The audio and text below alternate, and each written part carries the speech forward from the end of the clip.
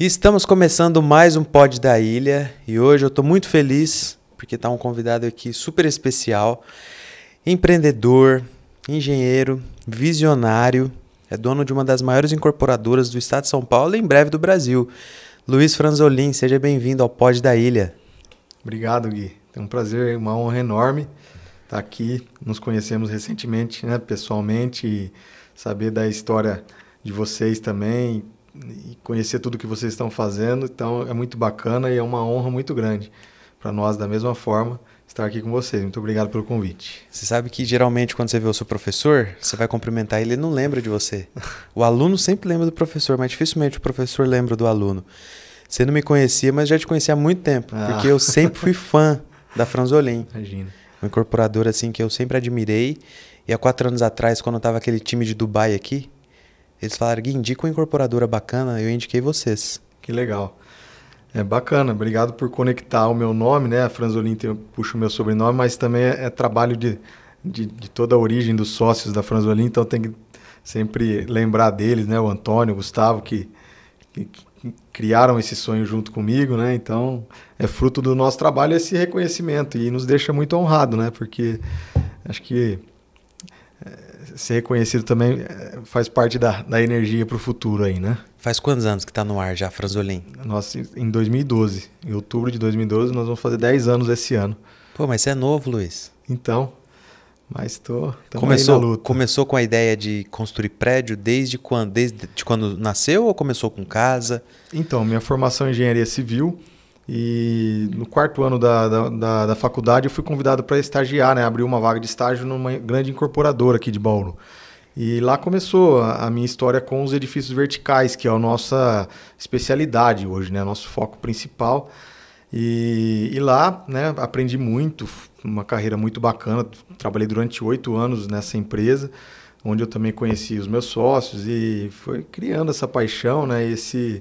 Essa dedicação, né? Realmente é algo muito, muito prazeroso ver tudo aquilo nascer do chão e se transformar em grandes empreendimentos que abrigam tantas pessoas e fazem a economia girar e muitas pessoas, né, viverem daquilo. Então é muito legal. Luiz, você começou então a Franzolin em 2012. 2012. E quando você viu o primeiro prédio pronto já, Franzolin, da compra do terreno até o prédio construído?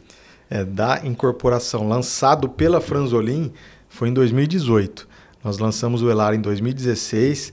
Nesse período de 2012 até 2016, nós trabalhamos para outros grandes incorporadores, que foi até um período de amadurecimento da empresa, né? A gente, como software, até entender uma governança, uma questão inicial, porque a responsabilidade é muito grande, né, nesse quesito, né? A gente está vendendo para várias pessoas, então é necessário um período. Então, em 2016 a gente lançou e em 2018 o Elara ficou pronto. Realmente foi um sonho realizado, um empreendimento feito com muito carinho, a planta interna. Hoje ele é muito querido aí pelas pessoas que moram, e nosso primeiro filho aí. Inclusive, você mora nele.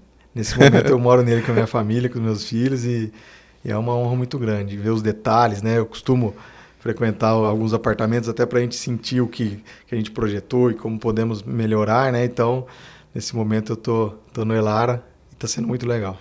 Teve um dia que eu conversei com você e você falou que uma incorporadora tem um poder muito grande e um dever muito grande também para a cidade. Sem dúvida. E eu queria que você explicasse para mim um pouquinho essa questão do poder que a incorporadora tem dentro de uma cidade e o dever que ela tem também. Sim, as incorporadoras elas engajam muito e elas proporcionam o desenvolvimento da cidade, né? E as incorporações imobiliárias, elas reúnem soluções que geralmente são comercializadas e vendidas para centenas de pessoas, né? Então, ao invés de você fazer uma casa para um cliente, você faz 200 casas ao mesmo tempo, entre aspas, né? Então, é um volume de vendas que você acaba gerando, né, um volume de negócios grande. Ao mesmo tempo, isso proporciona valores que entram para a cidade, né, de forma significativa também, já que tudo que acontece naquela obra impacta na cidade em termos de transações imobiliárias, de impostos, até no que a gente proporciona de contrapartidas para o desenvolvimento da cidade. Então tem toda uma contribuição, né? E esse volume ele é gerado de uma vez só, né? E então são volumes grandes, né, que giram nisso tudo. E eu acho que é o que alavanca, né, também, uma velocidade da cidade progredir e dos negócios em si que geram ao redor dali. Tanto é que a construção civil é uma dos setores que mais alavanca o PIB, né, da nossa economia. Então, ela é muito forte em todos os aspectos. Vou te fazer uma pergunta já, que eu acho que vai dar um engajamento legal. Que recentemente eu tive no Alphaville. E lá eles falaram que tem muita gente mudando dos Jardins, daqueles grandes edifícios lá que tem nos Jardins, ali na Pinheiros, e mudando para Alphaville. E eu perguntei qual o motivo. Condomínio. Tem prédios lá que pagam 20 mil de condomínio, e casas no Alphaville, no Tamboré, o condomínio é às vezes 1.500, 2.000. Ok, condomínio super caro. Existe a possibilidade de um dia existir um prédio com condomínio zero? Legal essa pergunta. A Franzolin, ela nasceu como engenharia incorporadora, né? Que são situações diferentes. E no momento que a gente entregou o Elara, nos surgiu uma questão que nos motivou, inclusive, a criar uma solução diferente, que é o pós-entrega, que é o condomínio. Exatamente é o momento que o prédio começa a funcionar. Porque até ali a gente criou, né? A gente concebeu e construiu, mas nós, olhando para o cenário que acontece com condomínios altos, muitas vezes não tão bem conservados como deveriam, né? Então, com esse compromisso da gente iniciar realmente uma incorporadora que leve uma solução, né, além, nos deu esse estalo. Vamos fazer um piloto entrando nesses condomínios para sentir, né, e trazer um pouco mais de tecnologia e o olhar de quem construiu, porque ninguém melhor de quem executou aquilo lá para olhar para aquilo. E entrar nesse meio foi para nós uma oportunidade muito grande e nos abriu realmente um olhar para aprimorar, porque é ali que o cliente está, né? Que o nosso cliente que comprou, ou os locatários estão vivendo. Nesse momento, já a estratégia já era fazer um diferencial em alguns fatores. Então, um dos pontos era reduzir o custo de condomínio, trazer um pouco mais de tecnologia, mais segurança, uma melhor experiência. Então já tinha algumas premissas e algumas oportunidades também em tecnologia. Um exemplo disso é a portaria remota, que era um movimento que estava se iniciando, né? Há poucos anos atrás iniciaram esse processo, que é uma portaria eletrônica, porém com uma execução, com um atendimento remoto, mais humano ali, né? Então existe uma pessoa do outro lado fazendo essa interface, toda equipada com a segurança necessária para que o processo seja de qualidade, né? E isso reduz muito o condomínio. Então, de cara, nossa proposta de orçamento condominial, assumindo o Elara, por exemplo, foi a metade do valor de mercado. A gente tinha prédios similares, então a gente iniciou lá com R$350 por mês, né? E aí começamos a operar. E esse valor, até hoje, só veio se reajustando ano a ano pelo índice anual mesmo, algumas coisinhas. Então, hoje deve estar em 380. Então, realmente é um orçamento que deu certo. Então, nesse ponto, com uma pequena exercício ali de um planejamento em tecnologia, para a gente ajustar alguns custos aí relativos, relativamente alto dos condomínios. E uma gestão planejada, preventiva, de manutenções e também com olhar de ver as despesas, de economias de energia, enfim. É um PDCA contínuo, né? O condomínio ele tem que ser um processo de evolução contínua. Mas nos abriu a oportunidade de trazer essas melhorias, melhorar a experiência, né? Uma busca de melhora da experiência dos clientes, e até aventar uma meta de chegar a um condomínio um dia custo zero, né? Não sei se um dia a gente vai chegar, mas tem oportunidade para isso, né? Hoje nós temos várias empresas pensando em cashback e os condomínios acabam sendo comunidades que são muito interessantes, né? Para empresas, para conexões, né? Então, às vezes, não diretamente o condomínio se torna zero ali, mas quem sabe com as conexões que a gente criar e os descontos que a gente proporcionar na vida das pessoas, ele se compense aí, né, nesse dia a dia. Mas uma das metas que a gente tem é reduzir muito isso. Comentei de algumas tecnologias, mas também tem as placas fotovoltaicas, que é um ponto muito relevante hoje, que a gente zera. A gente tem a meta de zerar o consumo das áreas comuns, então é bem possível pensar nisso. Se você vê como até uma migração, né, de locais, né? A gente chama isso muito de smart towers, né? A gente tá com um conceito inicial aí desses prédios inteligentes, que realmente é uma mudança de hábito, né? E outra, que agrega muito valor não só para as pessoas, como para o meio ambiente, para o mundo, né? Então vou te provocar agora. Exemplo. Você falando a respeito dessa tecnologia, dessa viabilidade técnica. Esses apartamentos de 20 mil condomínio, 30 mil condomínio, dá para reduzir então? É possível. É possível? É possível. Mas esse valor é por conta da localização? O que faz com que cada morador pague um valor tão alto de um condomínio numa zona dessa, exemplo? Por isso que são vários fatores. Por exemplo, o número de unidades que existem no condomínio é um fator relevante. Se além do número de ser um baixo número de unidades e você tiver uma equipe, por exemplo, presencial elevada de pessoas, por exemplo, 4 porteiros, mais zelador, isso tudo incha muito a folha, né, e o custo mensal, e esse rateio vai ficando cada vez mais caro. Muitas vezes as manutenções de prédios antigos passam a ficar mais pesadas, de elevadores, então o pessoal às vezes perde a mão. Tem muito prédio também que não tem uma organização legal para fazer uma manutenção bacana. Então são alguns fatores. Em São Paulo existem alguns movimentos de retrofit, né? O pessoal pega uns prédios assim, mais antigos que estão praticamente refazendo eles novamente, tentando talvez melhorar um pouco a experiência de uso, mas você vê que até esse movimento é viável para a gente trazer um pouco mais de tecnologia.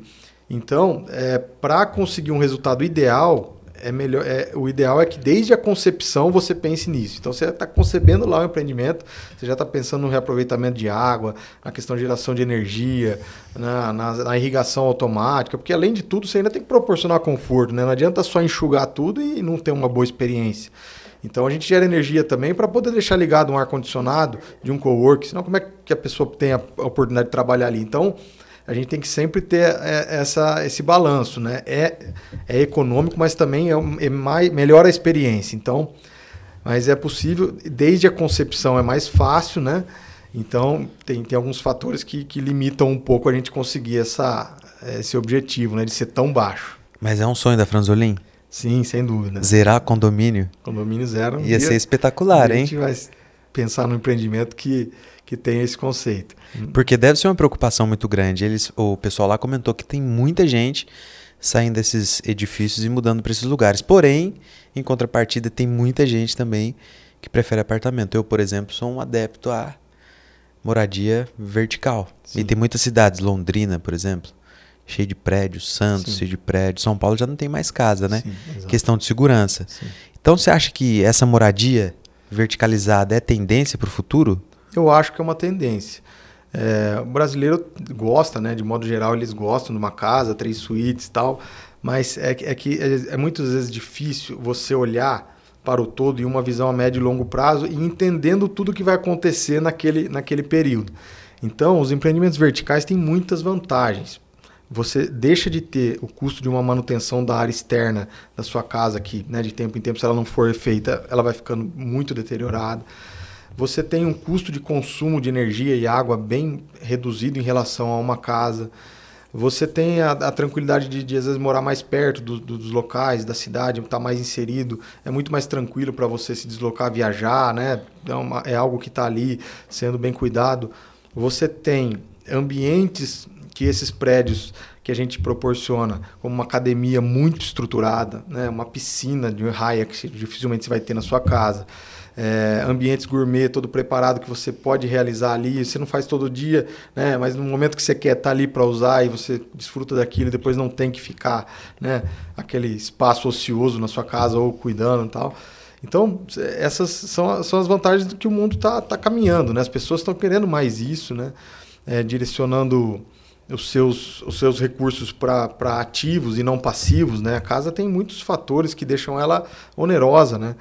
E pensando numa cultura do brasileiro, que não é muito assim, mas o americano pensa muito assim, né? Primeiro, eles criam, né, ativos para depois começar a entrar nessa questão de poder usufruir um pouco mais, né, de passivos. Então, pensando nesse caminho das pessoas que iniciam uma vida econômica, o ideal é esse, né? Começa aí num empreendimento, um prédio, às vezes compra até para morar um primeiro, não sou contra comprar a primeira moradia, porque também é uma forma de economizar um aluguel, né? Então, ele passa a ser até um ativo. Mas que antes da pessoa comprar uma casa grande ou um apartamento, né, super grande e tal, não deixe de investir para que esses imóveis, né, criam renda ou outras formas de renda para que esse próximo passo seja feito mais lá na frente. Então, eu acho que a consciência das pessoas evoluindo para esse sentido tende ainda mais o imóvel vertical ser uma tendência. Eu acho que é muito prático, muito prazeroso. Né? Eu lembro que quando veio a pandemia, o governo abriu aquele Pronamp, que era aquele plano para poder ajudar os empresários, né? E eu conheço muitos empresários, diretores de grandes empresas. E esses empresários gigantes pedindo dinheiro do Pronamp. E eu perguntei para alguns deles o motivo. E eles falaram: Gui, eu tenho muitos bens, tenho muito patrimônio, mas pouco capital de giro. E eu preciso de capital de giro para poder girar o meu negócio. E aí, nesse mesmo período, a gente foi participar de um workshop e um dos palestrantes falou justamente essa questão dessa cultura. O norte-americano, 7 anos de trabalho para depois pensar em investir no pessoal. Ok. Depois pandemia, pós-pandemia, muitas pessoas viram a importância de ter o capital de giro. Porque às vezes pensam assim, bom, vou comprar casa, vou investir em casa, mas se um dia eu precisar, até vender, até eu me capitalizar novamente, é um risco. Sim. E aí, tem uma solução para isso? Então, a questão da liquidez dos imóveis, nós temos uma oportunidade muito grande nesse momento, né? Eu acho que nós estamos passando por uma mudança de geração de imóveis.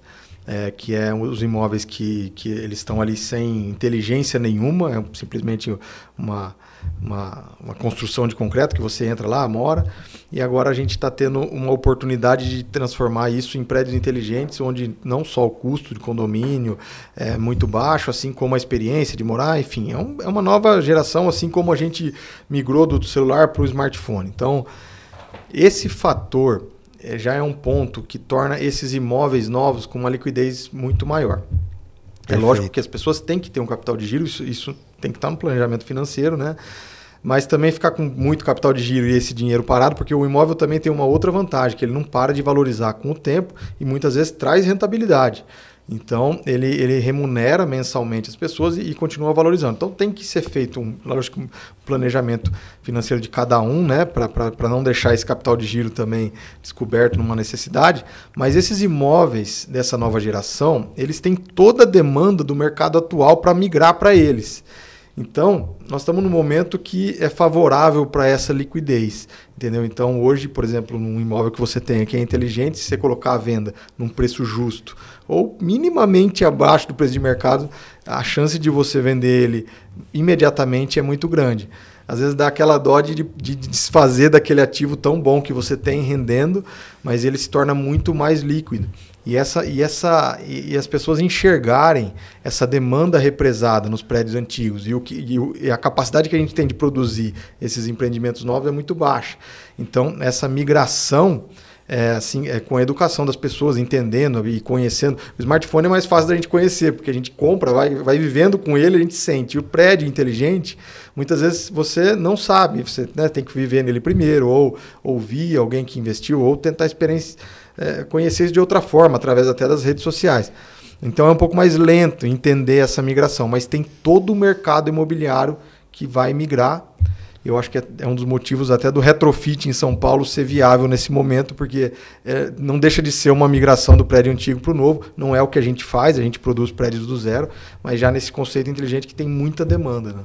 Luiz, teve um imóvel que vocês fizeram aqui, que não sei se é por conta da escassez, porque era uma única torre, a localização, mas assim, valorizou muito. Sim. Acho que até fora do normal dos outros empreendimentos. É um elefante branco ou vocês já estudavam para isso? O planejamento é esse mesmo? É tipo que comprem áreas bacanas, que valorizem muito? Qual que você acha que foi a essência daquela supervalorização? A concepção dos imóveis, né, que é bem um papel da incorporação, ela sempre tem que ser muito bem estruturada. né, a pesquisa de mercado, uma localização ideal para, né, que as pessoas gostem. Então, parte muito, o sucesso é um conjunto de coisas. A localização é importantíssima, né? Às vezes você cria um empreendimento fantástico num local onde não é o ponto, né, ideal para as pessoas, realmente, infelizmente, um produto bom não vai. Então, a localização é um ponto. A concepção dele, em termos do que tem ali, né? É um empreendimento que tem, às vezes, uma fachada ativa, que a gente chama, que é um comércio embaixo, conectado ao prédio. Né? A tipologia dele muito conectada às pessoas que passam ali. Então, tem todo um estudo. As áreas comuns internas, a forma que a gente está agregando hoje as áreas comuns no apartamento, onde se tornam também ambientes que dá satisfação de você estar. Né? Então, a gente hoje faz um termo de usabilidade. Né? Então, um salão de festas ele não fica fechado no prédio, onde as pessoas não possam utilizar. Ele fica lá aberto e ele já foi mobiliado para virar tipo que um lounge, né? Tem a varanda, tem tudo. Então, assim, é um conjunto de coisas que fazem as pessoas... A gente planeja sempre para ter sucesso, mas às vezes o sucesso até extrapola as nossas expectativas, que isso é muito, muito legal, surpreende positivamente, né? Porque é um conjunto de coisas e é um pouco da sensação dessa mudança de geração. Porque a experiência de morar nesses empreendimentos com tecnologia e com todas essas questões, além de tudo, não posso nunca deixar de lado, que é um fator básico, né, que é a execução, a qualidade da execução. Então, a beleza dos detalhes, né, o cuidado em cada na execução, o paisagismo, o cuidado em cuidar do paisagismo, os equipamentos que a gente mantém sempre da academia, né, então, tudo isso, né, vai tornando realmente um ambiente que dá muito prazer, né? E as pessoas sentem isso, as pessoas que trabalham ali dentro, sempre sorrindo. Então, a gente tenta realmente levar a nossa essência para o dia a dia dos prédios e acho que isso faz a diferença. E o Yunis pegou muito isso, né? Você comentou desse empreendimento, né?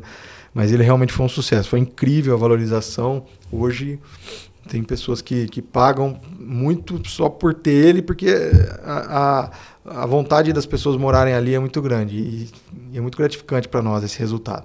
Ô Luiz, e pensando aí, faixa etária, qual que é a faixa etária hoje em dia que mais procura Franzolin, que busca mais por conta dessa tecnologia? Espanta os mais idosos ou não? Como que funciona? Não, a gente tem de 35 a 60, 70, tem senhoras, tem idosos. Hoje os apartamentos eles são destinos de muitos públicos, né? Desde o jovem iniciando, estudantes, casais novos, tem pessoas que são solteiras, né, na vida. E os mais velhos também querendo sair das casas, que não quer mais trabalho. Então, assim, a gente tem públicos diversos, é muito legal. E tem os investidores nesse meio também, né, que geralmente variam ali de 40, 60, 70, enfim, que também gostam de investir para colocar para locação. Então é bem variado, assim, e a gente tem um mix nos prédios assim bacana e é bacana. E há uma comunidade ali, né, uma interação. Até no Yunis tem vários exemplos legais, assim, de a gente tem os grupos de condomínio, né, então a gente vê algumas situações, né, que se interagem e é muito bacana. Luiz, e aí o primeiro dia que eu te vi, que eu te conheci, você falou um diferencial, um big do diferencial da Franzolin. Começou como construtora, depois começou incorporadora, e aí veio uma terceira novidade que é exclusiva iniciativa Franzolin. Qual que é? Foi exatamente nesse momento do final do nosso empreendimento, na entrega, onde nós decidimos criar uma administradora, tradicionalmente falando, né, de condomínios, exclusiva para a Franzolin, que é a solução inteligente que a gente implantou no nosso terceiro pilar, nos empreendimentos da Franzolin, para conservar e para preservar ele no pós-entrega. E olhando para o mercado, nós realmente estamos encabeçando esse movimento com pioneirismo, né? A gente pesquisa as incorporadoras e no momento nós não vimos nenhuma assim com o mesmo engajamento em termos de criar um plano para o futuro dos empreendimentos mesmo. Então, convivendo com essa iniciativa, nós verificamos que o resultado a médio, nós estamos fazendo isso desde 2018, então o resultado a médio e longo prazo é incrível dos empreendimentos, porque a gente consegue manter os empreendimentos com uma conservação muito legal. a satisfação das pessoas, né? E aí começa uma melhoria contínua, né? Então não é só ter um plano de manutenção legal. A gente começa a pensar em atualização. O que está chegando no mercado novo para a gente colocar no empreendimento? Qual aplicativo novo dá para plugar? Hoje nós temos parceria com a Omo Lavanderia, nós temos parceria com o iFood, nós temos com a Elevari, que é um player local de academias, onde a gente leva esses profissionais para proporcionar os exercícios na academia, em comunidade. Nós temos a parceria com a Ultragás, que traz várias soluções para os condomínios. Então, assim, sempre sai coisa nova. As placas fotovoltaicas, por exemplo, no Elar a gente não tinha colocado, hoje já tem. Então, o condomínio não para de evoluir. Então, além de ter a manutenção, a gente atualiza esses condomínios. A gente procura sempre uma melhor satisfação do usuário. Então, estamos criando um processo de sucesso do cliente. Então, tem pesquisas NPS, a gente está se comunicando, a gente tenta atender prontamente, né? Então, para um prédio ser inteligente, não adianta só conceber e executar e entregar. É impossível um prédio ser inteligente sem ter uma gestão inteligente. Então, essa gestão inteligente que é o que a gente proporcionou e a gente agora entende que isso é como se fosse um sistema operacional instalado, é o software, né? A gente produziu o hardware, concebendo e executando, e com esse movimento a gente instala um software. E esse software tem essa capacidade, né? E ele sempre se atualiza, como o nosso sistema operacional do celular, né? De vez em quando ele dá uma atualizaçãozinha lá e é o que a gente faz no condomínio. Muitas vezes essa atualização é proporcionada pela própria incorporadora que vê que às vezes faltou um detalhezinho e falou, pô, podia ter uma mesa a mais nessa, porque a atualização não é sempre tecnológica, ela pode ser até física, né? Com mobiliário, por exemplo, ou com uma coberturinha a mais que faltou, ou com, sei lá, um próprio aplicativo que surgiu, né? São oportunidades que aparecem. Então, essa visão ela é muito importante. E tão importante como conceber e executar é preservar. E no mercado não tem. Ninguém melhor quem construiu para fazer. Então, a gente sente já muito na pele e trouxemos esse pilar como algo incorporado nos empreendimentos. E hoje tem sido um pilar de venda tão fundamental quanto a concepção e execução. Então, são 3 coisas ali que é um conjunto que realmente traz essa nova geração a dizer que é verdade, né? Então, além dessas soluções, tem um mercadinho, né, interno. Então, assim, são muitos benefícios que realmente mudam a experiência. E aí a gente está tentando, a gente está levando essa nossa experiência para outras incorporadoras, né? Nós temos algumas reuniões de inovação e achamos que isso vai ser uma tendência, porque realmente os resultados são muito legais. Luiz, uma dúvida. Não só aqui na nossa cidade, em outras cidades que a gente viaja, tem aqueles esqueletos, prédio que começou e não construiu. E não terminou, aí a construtora quebrou, a pessoa não conseguiu terminar. Por que não derruba? Não é vantajoso derrubar e levantar outro? Fica aqueles esqueletão lá pro resto da vida? Como que funciona? É mais um problema jurídico até do que uma questão de oportunidade, né? Porque tem vários prédios nesse estado que estão em ótimas localizações, né, tal, mas como envolve vendas e muitas pessoas, né, envolvidas, né, que são proprietárias daquilo e processos jurídicos que precisam ser resolvidos, muitas vezes fica enroscado. Mas então não é tão simples, mas... É mais por questões jurídicas, então. Porque fica feio, né, Luiz? Aqueles esqueletões nas cidades, né? É uma pena que às vezes acontece. E é vantajoso, por exemplo, pegar um prédio velho e derrubar e fazer novo? Tem que ser estudada a viabilidade. Tem alguns que vale a pena terminar, o projeto já era muito bom, vale a pena concluir. Tem outros que ficaram obsoletos, realmente vale a pena, às vezes, demolir, né? Depende da cidade, né? O próprio retrofit é um exemplo disso, né? Tudo bem, tá funcionando, já tinha proprietários, mas eles evoluíram. Então tem que estudar caso a caso, né? Mas... algumas soluções, às vezes o caminho é esse, mas precisa primeiro ter um tratamento jurídico, porque às vezes tem muitos proprietários e eles não têm, às vezes passa a propriedade para eles, mas fica, né, enroscado para realizar. E esses esqueletos que tem? Tá lá 5 anos, só aquele esqueletão no tempo, sol, danifica a estrutura? Sempre tem que ser feita uma avaliação estrutural sempre, né, para avaliar o que está ali, mas o próprio concreto, né, ele já é dimensionado para suportar ali as intempéries, né, ele já tem cobrimento de armadura, né, se foi feito da forma correta, ele teoricamente ele tem uma vida útil ali, ok, né, mas sempre a avaliação de um engenheiro, né, laudos técnicos para retomar uma obra é importante até para saber se foi feito da forma correta, e porque outra engenharia, outra empresa vai estar assumindo, né, então a gente sempre passa por esse processo de avaliação para ver se é preciso fazer algum reforço, né, alguma coisa. Por exemplo, hoje os prédios Franzolin são super modernos. Tem o que há de mais moderno no mercado. E daqui 30 anos, vai dar para utilizar a mesma estrutura e transformá-lo em algo moderno? Vocês já estão trabalhando para isso? Historicamente, os prédios passam de 30 anos, né? Então, com certeza, eles estarão ali para isso, né? E sempre atualizados. E esse fato de a gente estar na obra nesse período, é esse um dos objetivos. É para que daqui 30 anos eles não parecerem um prédio, né, antigo, porque a gente já deixa uma infraestrutura muito preparada para receber tecnologia em termos de infraestrutura de conectividade, de automação. Então já tem muita coisa, além da gente também ter construído muitas coisas, a gente consegue adaptar, né? Às vezes a gente tem que tirar uma cobertura para fazer um pouso de um drone, não sei, mas enfim, é possível também avaliar mudanças físicas. A gente acompanhando como engenharia e incorporadora e construtora, também temos essa facilidade, mas a ideia é essa, porque o prédio a gente não consegue descartar como um celular que ficou antigo, um computador que ficou, né, obsoleto, e a gente troca. O prédio está lá, né, e ele não vai ser descartado, né, um valor agregado diferente. Então, por isso que nos faz muito querer aprimorar cada vez mais essa questão de estar no pós, porque é exatamente para isso, porque daqui 30 anos vamos deixar, né, deteriorar. E isso para o meio ambiente, para os investidores, isso faz toda a diferença, né? Então, eu acho que vão estar em bom estado para utilizar daqui 30 anos. O que você gosta de pegar de contrapartida na cidade? Que tipo de intervenção você gosta de fazer?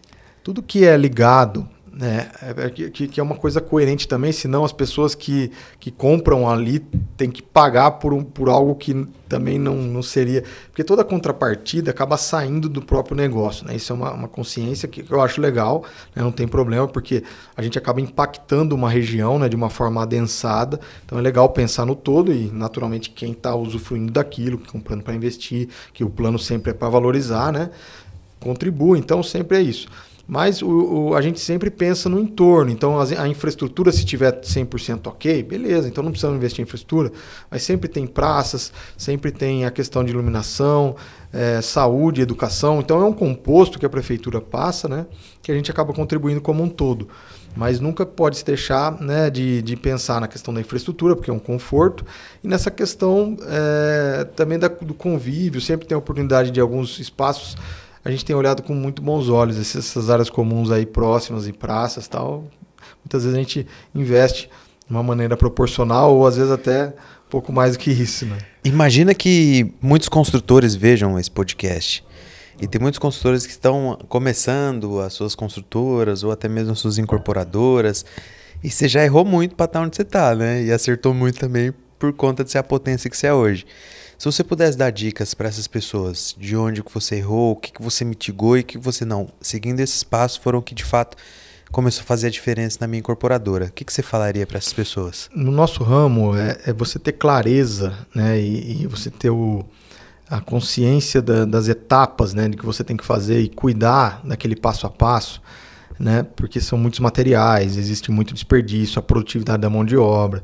Então tem muitos fatores, a qualidade, né? Então você tem que ser um líder, né? Acho que o primeiro ponto nisso tudo, você tem que ser um grande líder, porque você lida com muitas pessoas, você tem que ser exemplo para essas pessoas, né? E ao mesmo tempo controlar, né, toda essa questão econômica. Muitas vezes você coloca valores naquilo, né? Então você não pode também fazer algo muito bem feito e no final não fechar as contas. Mas um conselho que eu daria para quem está começando é se dedicar muito no controle, né, das questões financeiras, ter foco, buscar uma clareza mais rápido possível do processo, né, ter um processo muito claro, porque eu lembro eu começando como engenheiro, às vezes você não sabe por onde começar, né, são Tinha dia que eu acordava, preenchia 3 folhas do que estava na minha mente que estavam perdidas. Então, eu acordava de tanta coisa na cabeça. Então, tudo isso é uma busca de clareza que o engenheiro tem que ter, né? E quanto mais isso está enraizado, mais o processo fica tranquilo e profissional. E, bom, sempre respeitar muito as pessoas. Hoje a gente cuida muito das pessoas, né? Como meu sócio fica mais no canteiro de obras, mas a gente respeita muito, dá muito apoio, então a gente sente também que eles cuidam da empresa como um todo, né? Para que isso seja saudável. Então, o olhar para o ser humano é muito importante, né? E, sei lá, são tantas coisinhas, né? Mas boa vontade, acreditar, né? Buscar conhecimento. Hoje em dia a comunicação é muito importante, né? Saber se comunicar, ter clareza no que você quer também, no que você precisa, né? Então, nem sei se eu fui tão objetivo assim, né? Porque não tem, acho que, um ponto tão assertivo para te falar, mas... Você sonha em ser a maior do Brasil? Ser a maior do Brasil tem alguns fatores, né? Em quantidade, talvez em qualidade, em metro quadrado, eu acho que não faz tanto sentido, né? Porque eu acho que o que importa é a gente influenciar muito positivamente a mudança do mundo para melhor, né? Não só, como eu disse, nessa nova geração de empreendimentos, mas como construir, né? Fazendo bem para todo mundo que trabalha ali dentro, né? Então, ser exemplo, né, nesse sentido, mas não parar de crescer também, porque quanto mais a gente conseguir realizar isso, mais a gente vai conseguir inspirar. Mas eu acho que eu quero crescer continuamente, eu quero levar o que a gente acredita, né, para o máximo de locais possível, oportunizar para mais pessoas, né, porque o Brasil sempre teve déficit habitacional. Ainda, quanto mais a gente produz, mesmo a gente produzindo bastante, os números mostram que o déficit cresce incrivelmente falando nisso. Então, assim, se a gente tem uma metodologia que está levando valor, que está valorizando, não faz sentido eu não querer crescer, né? Então, só que a gente também tem que ter, saber o passo que a gente faz isso, porque as pessoas têm que ter preparadas para executar, e a gente também para conseguir levar essa escala de uma forma organizada, né? Não é... Ainda é muito artesanal o processo. Mas então existe um processo, um método Franzolin. Existe. Por exemplo, vocês estão em outros estados já, né? Sim. Aí nesses estados, tem um método, você implanta esse método seu lá, como que é? Sim, o método a gente leva, inclusive a gente tem que migrar pessoas daqui para lá, né, por um período, principalmente para criar essa cultura, porque é um processo complexo, as obras demoram geralmente 36 meses, 30 meses, então... É algo que a médio e longo prazo, para o tipo de empreendimento que a gente faz, é o tempo que a gente costuma fazer os empreendimentos. Então precisa levar essa cultura, né? Até que a gente crie outro ambiente aí que rode. Então a gente faz esse dia a dia. Mas é muito prazeroso porque está dentro da nossa missão, né? De realizar, de inspirar as pessoas, de ajudar, é isso aí. Ô Luiz, por exemplo, você vai fazer um prédio super futurista, igual tem lá em Nova York, Londres, Singapura, Dubai. No Brasil, você vê um dia isso acontecendo? Essas mega construções super futuristas? Existem alguns locais do Brasil que iniciam dando alguns passos nesse caminho, né? Balneário Camboriú, o pessoal tá criando grandes obras, então... tudo tem que ser muito dosado para o público, para a cidade. Eu não acredito em coisas assim fora da realidade, a não ser que você tenha como bancar aquilo, né? Como a gente trabalha muito com uma viabilidade econômica, de uma coisa que faça sentido para todos ali que estão consumirem, e ainda nós temos essa visão ainda de cidades do interior e tal, então tem que ser muito realista, porque às vezes não dá para encaixar. A gente vê grandes movimentos onde os centros, né, econômicos, por exemplo, Estados Unidos, uma Nova York. Então, assim, é um volume de negócios e financeiro que roda ali que começa a fazer sentido, investimentos altíssimos, né, a esse ponto. Então, eu acho que é muito do timing econômico. Então, tudo isso dá para ser medido. E, lógico, o nosso olhar tem que ser para isso, né? O que nós podemos fazer, cara? Se está nesse ponto, onde nós vamos, né? Qual o passo que nós vamos dar com esse cenário? E aí buscar cada vez mais. Eu acho que é um sonho isso, né? Tem que caber no bolso, ou da cidade, ou do país, ou financiador, né? Nos exemplos de Dubai, tem aquelas grandes fortunas lá que puxam esses caminhos, né? Eles investem bilhões para criar um parque que vai ser amortizado em 20 anos, 10 anos, não sei bem qual que é a estrutura econômica, né? Mas eu acho que a nossa busca é sempre de fazer essas coisas fantásticas dentro da realidade que é possível ser executada, mas muito bacana se isso vier a acontecer. Teve um dia que um colega veio para Bauru e aí ele falou, rapaz, tem um amigo meu, investidor, que está com uma quantia enorme de dinheiro querendo investir em empreendimentos. E ele quer investir aqui no interior. Gui, acha uma área grande e me dá um toque que eu vou falar com ele. Eu lembro que eu rodei aqui em Bauru, achei uma área enorme, enorme. Mais ou menos no valor que ele gostaria de investir na época. E aí ele veio pra cá e falou, rapaz, aqui não é uma cidade para investir, porque não tem nada que atrai. Se tivesse coisas atrativas aqui dentro, eu viria. E essa questão dessa visão, por exemplo, nas cidades que vocês estão, vocês pretendem também no futuro levar coisas, seja um parque, coisas atrativas para poder fazer com que as pessoas queiram ficar lá e investir nesse local? Muito legal essa pergunta. Essa visão que ele passou é bastante superficial, né? Porque outras coisas podem também gerar uma demanda. Por exemplo, uma cidade inteligente, em termos de negócios, de indústrias, né? Podem atrair pessoas tão quanto empreendimentos de lazer ou de coisa. Então, a gente costuma fazer algumas pesquisas de mercado onde mostram alguns movimentos. Porém, a gente ter entrado nesse lado social, de ajudar as cidades. Nós, por exemplo, Bauru, né, a gente tem o Codese Bauru, onde pensa o que nós queremos para Bauru no futuro. Então, um dos exercícios, pensando no futuro, é olhar as vocações da cidade. O que Bauru tem de bom para a gente potencializar, né? Não é fazer de tudo, não. Vamos aprimorar a nossa vocação, né? Então, esse olhar ele é muito importante, porque acaba realmente atraindo. Por exemplo, Bauru tem uma vocação grande na parte de universidades, né? Então, hoje, se a gente aprimorar cada vez mais esse setor, atrai, por exemplo, não sei exatamente esse número, mas, por exemplo, 1.000, 2.000 pessoas novas girando, né? Não novas, mas entrando e saindo de Bauru todo ano. Isso tem um giro de atratividade de locação de unidades, então são vários fatores. Então, a área de logística, também criar coisas, distritos industriais inteligentes, onde já proporcionam, né, melhores oportunidades para as empresas, pensar no resíduo sólido, que é com todo o ciclo, né, para as indústrias que precisarem exportar, já garantirem que o resíduo dela está sendo destinado de forma correta, elas possam comprovar isso para as grandes indústrias exportadoras. Então, realmente, ele tem muito razão em verificar um local para investir onde tem um plano. A cidade precisa ter plano. Bauru é uma cidade muito privilegiada em termos de localização. Ela está muito estratégica, coração, né? Coração da cidade.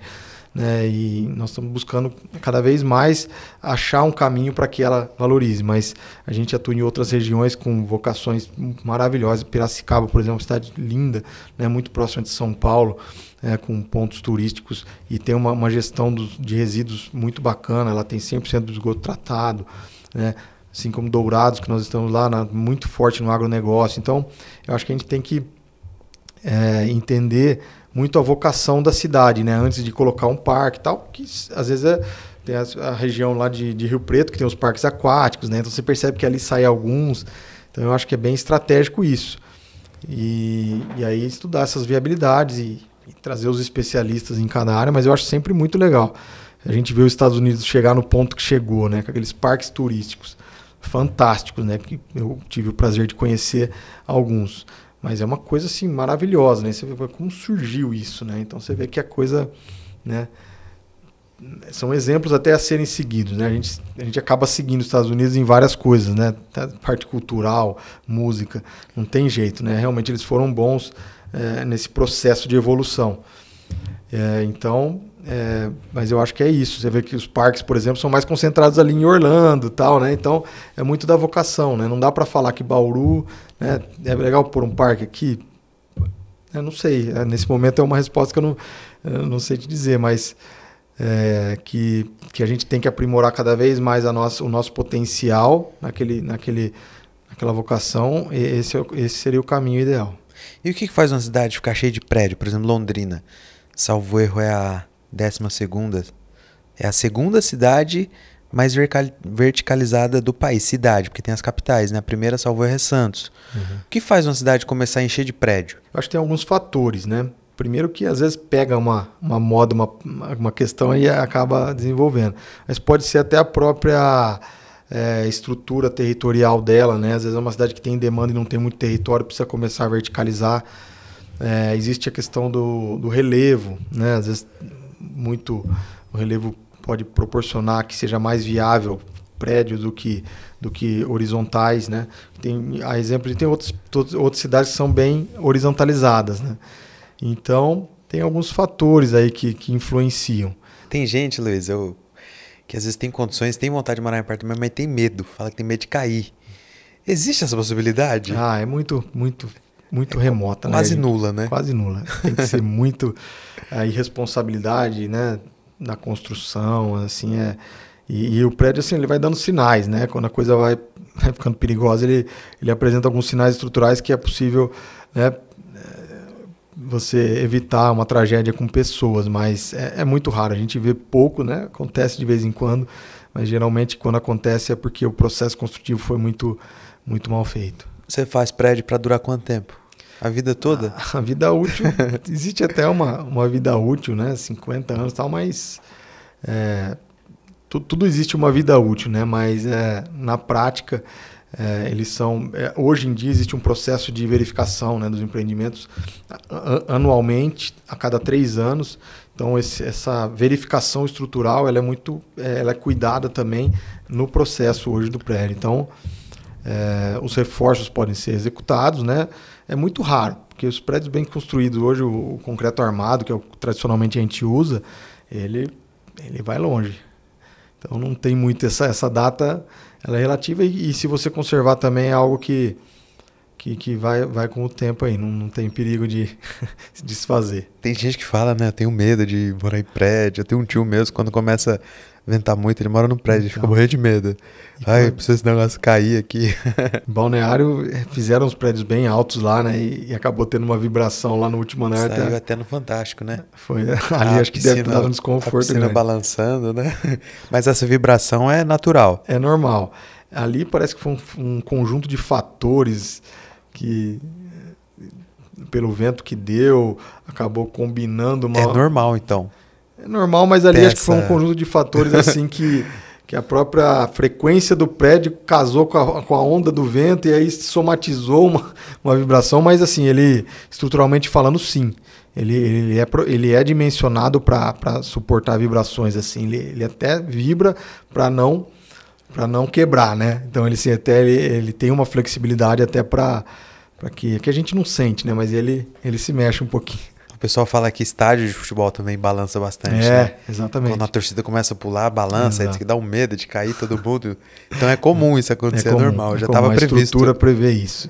A estrutura, né? Toda a estrutura ela prevê uma flexibilidade, né? Então, aí você não tem vontade de fazer de um hospital, alguma coisa diferente assim, mesmo tendo a linha do prédio? Nunca foi nosso foco. Recentemente nós fomos convidados para participar de uma obra de um hospital já iniciado.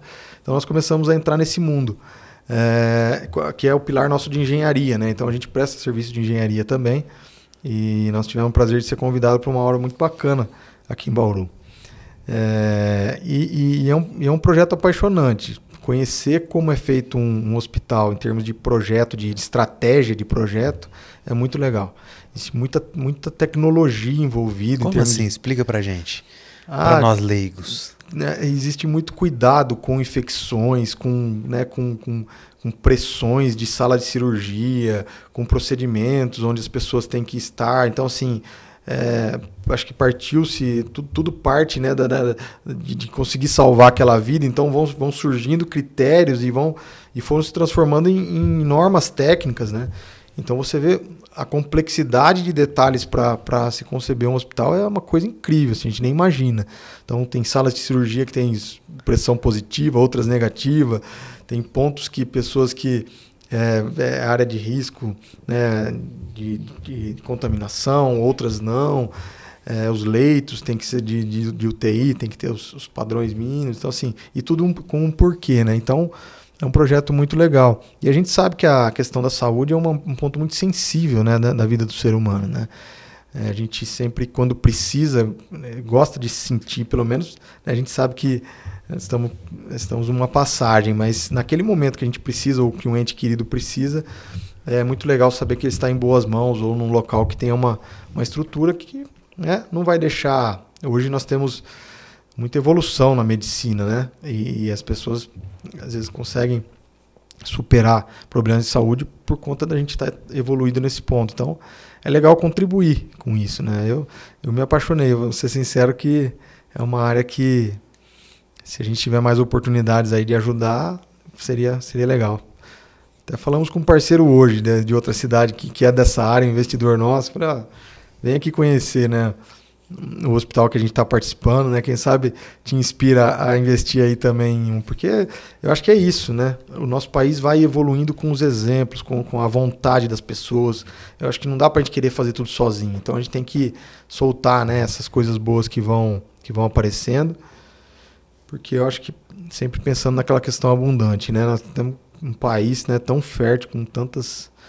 E o Silvio Barros, que foi um parceiro que veio aqui para nos dar a consultoria da conscientização, né, da sociedade pensar no futuro da cidade, ele falou, para bons projetos sempre tem dinheiro.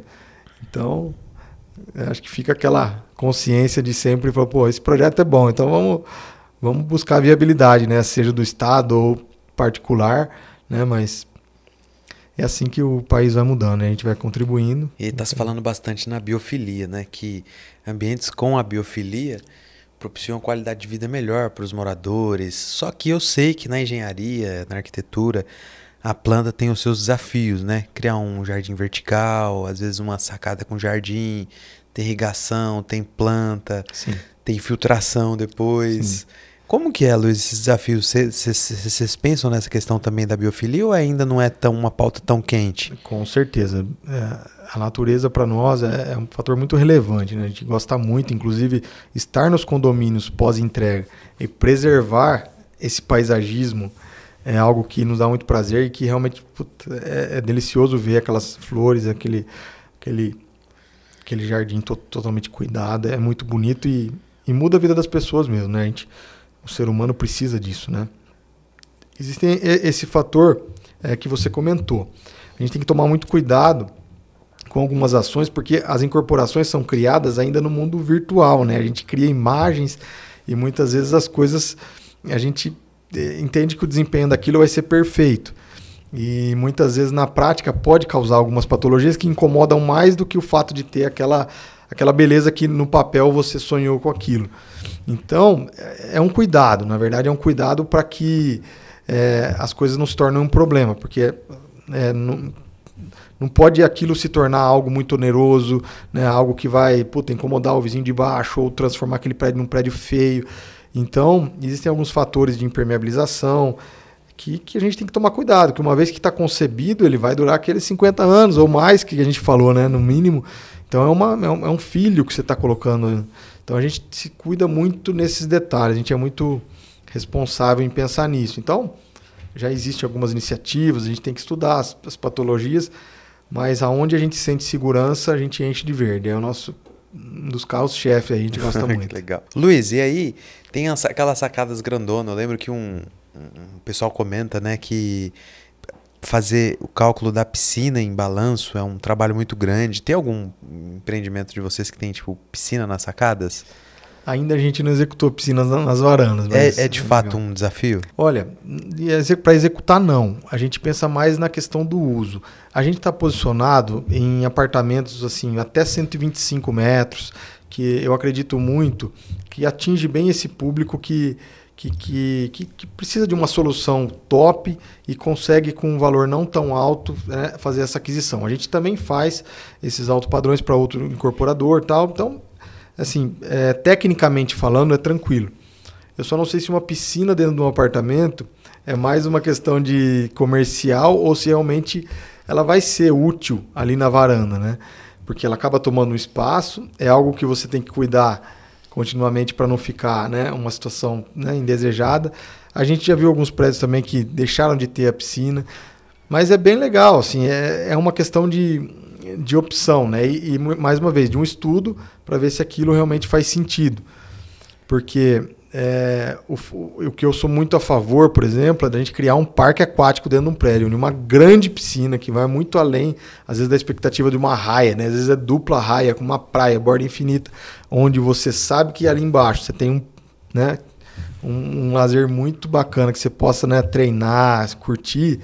Eu sou mais adepto a esse caminho. Porque às vezes você cria um elemento que visualmente você acha bacana, pô, que bacana, eu tô ali em balanço, tal, não sei o quê. Mas na prática às vezes não é tão utilizada e dá aquela manutenção, você fica com aquele peso. Mas é tudo uma questão de hábito, cara. Quem sou eu para dizer, né, o que realmente vai ou não vai. Mas como nós temos muito esse compromisso de acertar, às vezes eu prefiro validar não ser o primeiro a fazer, ver isso funcionando bem, aí a gente entra, porque o papel aceita tudo, né? Na prática, às vezes não é bem assim. E a nossa responsabilidade como incorporador, né? A gente falou bem no começo, a gente tem os deveres, não só o volume é grande, mas os deveres também são grandes. Então, ainda não foi o caso da gente dimensionar uma e puxar essa fila. Eu acho que eu prefiro olhar, mas é muito legal ver esses projetos, tudo cabe, né? E aí, por exemplo, vocês crescendo, você estava comentando comigo um crescimento aí de 20% ao ano, previsão, crescendo, aí cresceu tudo que você imaginou para crescer. E aí depois, o que tá na cabeça do Luiz aí, depois que alcançar o objetivo presente, que eu acho que vai ser no curto prazo de tempo? Você pensa em empreender em outros negócios, pensa em fazer outras coisas, dar palestra? No nosso carro-chefe tem sido isso, né? A gente tá desenvolvendo. Esse crescimento tem trazido inovações no caminho, né? Então, a gente traz soluções como assistência técnica, por exemplo, do próprio morador para trazer facilidades, acessórios de decoração. Então, são coisinhas que a gente está agregando, né? A própria locação, revenda. Então, a gente tem várias soluções nesse ecossistema que complementam. Naturalmente são negócios complementares, conectados ao principal, que é a incorporação, agora execução e administração. A gente tem criado também um ecossistema que vão além dos empreendimentos, então cowork, arena de beach tênis, coisas que as pessoas que vivem ali têm oportunidade de frequentar e também estimula a saúde, a educação, né? Então são várias situações que a gente quer ir agregando nisso, que faz muito sentido, né? Por estar no pós, né? A gente olha muito para as pessoas e as pessoas procuram isso, né? Eu acho que é uma visão minha, né? Mas muito dos sócios também, de levar essa informação para mais pessoas. Então, quem sabe criar formas da gente levar esse conhecimento, né, para outros públicos. Eu acho muito bacana. E não sei o que vem pela frente aí, mas acho que cada vez mais a gente, quanto mais conseguir, né, fazer pelo próximo, essa questão das cidades tem me motivado, porque realmente para o Brasil mudar a gente tem que, acho que, começar pelas cidades, né? Muito difícil.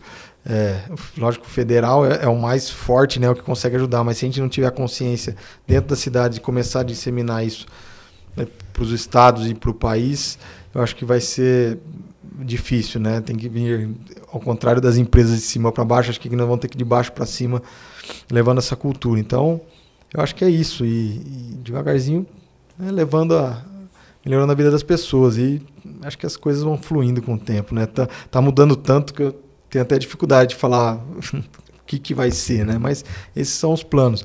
Penso muito em tecnologia, né? Eu acho que nós temos um potencial muito grande para desenvolver tecnologia, já que nós temos um laboratório, né, de pessoas morando, né, de construção, de fintechs. Então, a tecnologia é algo que eu acho que faz muito sentido. Acho que ali é um ponto que a gente pode desenvolver.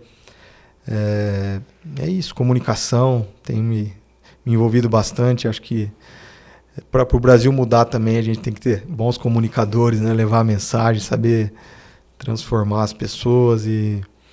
Então é isso. Palestra. Já deu palestra? Não, ainda não. Não? Você está trabalhando nessa parte da sua comunicação? Como que é? Você gosta de se comunicar? Eu acho que é mais uma obrigação, né? É. A gente que se posiciona, né, como incorporador e com essa missão também de de levar essa história é algo que sempre foi um pouco difícil para mim, mas eu acho que é uma obrigação, não só minha, todos os profissionais. Eu acho que tem que... Hoje as empresas, eu acredito muito que elas passam a ser uma emissora de informação, né? Algumas mais, outras menos, né? Mas as pessoas passaram agora a escolher esses vários canais de comunicação que existem, e esses conteúdos vão sendo relevantes, eles são muito potentes na vida das pessoas, né? Eles podem transformar, né? Conscientizar as pessoas da importância de investir, né? De mudar um pouco essa cultura, né? De ganhar e gastar, né? Então isso tudo são informações muito relevantes que transformam a vida das pessoas, que vêm através da comunicação, né?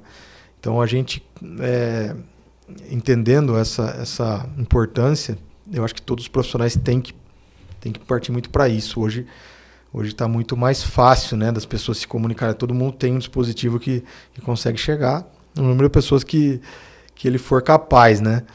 Então eu acho que é muito importante. Então eu estou me desenvolvendo para isso. Se a palestra for um caminho assim, palestra que eu digo assim, talvez levar o Silvio Barros, né? O Silvio é de sensacional. gestão, já foi prefeito de Maringá, salvo erro, né? Sim. Ex-prefeito de Maringá, então ele veio da parte de gestão, Sim. da parte da cidade.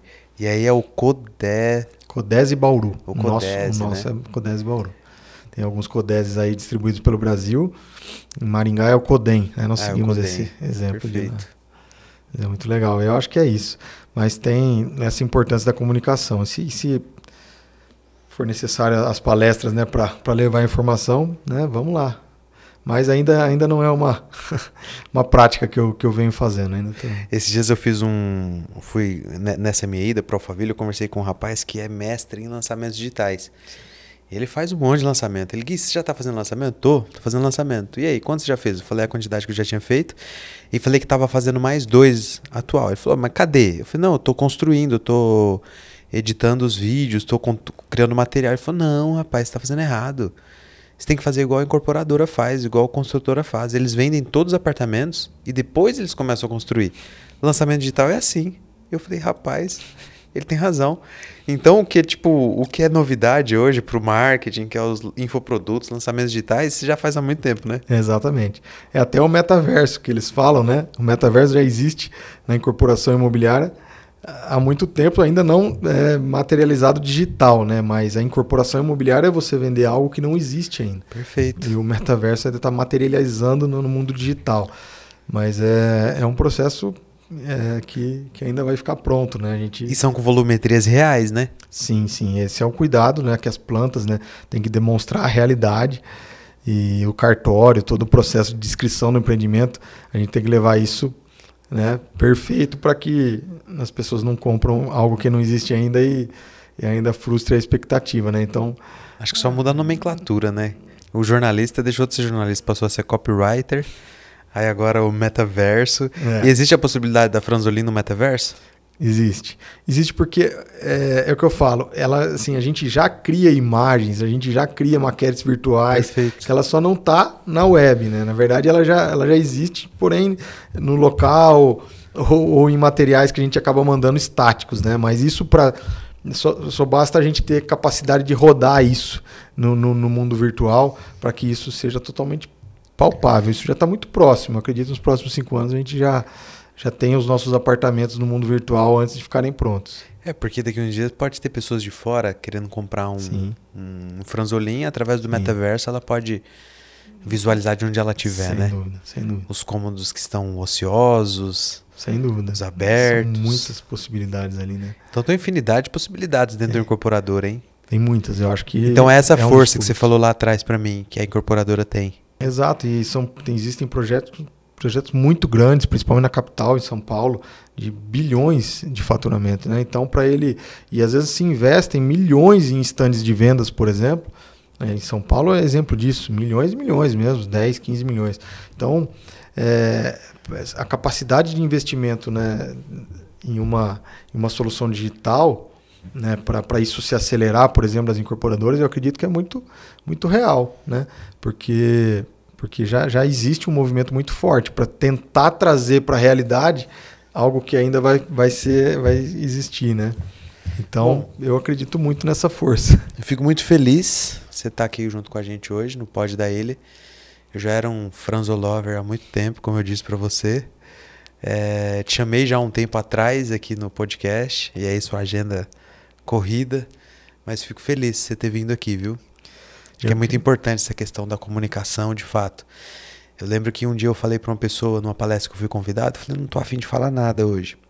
E ele falou, para as pessoas ouvirem, precisa de fato das pessoas que falem, né? Uhum. Então é muito importante compartilhar o conhecimento. Eu fico muito grato. Foi um bate-papo muito legal.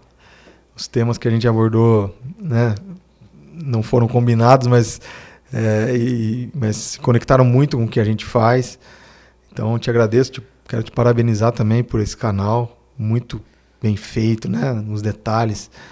E desejo muito sucesso e que você continue levando essa missão tão bonita que você vem fazendo aí, você e sua equipe. Parabéns mesmo. Muito grato e uma honra a gente estar aqui. Um dia eu quero chegar no nível Franzolin. Já tá. Anjo anda com anjo, anjo anda com anjo. Eu tô trazendo as pessoas aqui com uma frequência muito alta. Obrigado pelo convite. Inspirando nelas e aprendendo demais com elas. Aqui tá sendo uma escola também. Muito obrigado. Pessoal, esse foi mais um episódio do Pod da Ilha.